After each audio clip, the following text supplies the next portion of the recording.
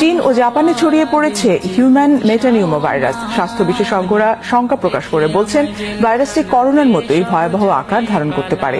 জ্বর, কাশি বা শ্বাসকষ্টের মতো সাধারণ ঠান্ডাজনিত সমস্যা ভাইরাসটির প্রাথমিক লক্ষণ। অনেক সময় সংক্রমণের তীব্রতা ব্রঙ্কাইটিস, নিউমোনিয়া, অ্যাজমার মতো সমস্যা সৃষ্টি করতে পারে। এই ভাইরাসে এরই মধ্যে আক্রান্ত হয়েছেন অনেকে। চীনে করোনার মতোই হাসপাতালে রোগীদের ভিড় বেড়েছে। একই অবস্থা জাপানেও। চলতি মৌসুমে দেশটিতে ঠান্ডাজনিত সংক্রমণ সারিয়েছে 7 লাখেরও বেশি মানুষের মধ্যে। HMPV ভাইরাস চীন থেকে ভারতে ছড়িয়ে পড়ার শঙ্কা প্রকাশ করেছে দেশটির স্বাস্থ্য বিভাগ। যে কোনো লক্ষণ দেখা দিলে দ্রুত চিকিৎসকের কাছে যাওয়ার পরামর্শ দিয়েছে তারা।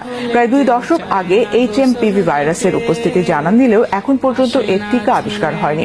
সতর্কতা হিসেবে টানা 20 সেকেন্ড ধরে সাবান ও পানি দিয়ে হাত ধোয়া, অপরিষ্কার হাতে নাক মুখ স্পর্শ না করা এবং আক্রান্ত ব্যক্তিদের থেকে নিরাপদ দূরত্ব বজায় রাখার পরামর্শ দিয়েছেন চিকিৎসকেরা।